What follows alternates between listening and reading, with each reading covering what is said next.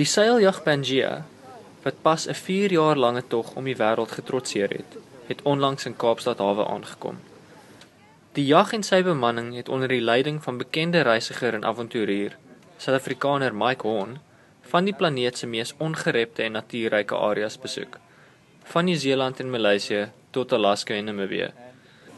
Die laaste Pangaea reis kom offisieel tot 'n einde op 1 Augustus, en na hulle Tafelberg uitgeklim het, sal die lede huiswaarts keer.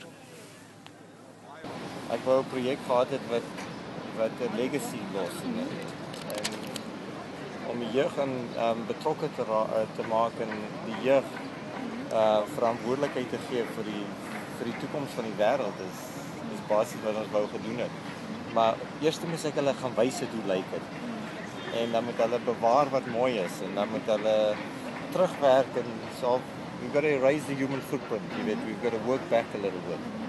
And to give the youth a responsibility, I think that's what the project is all about.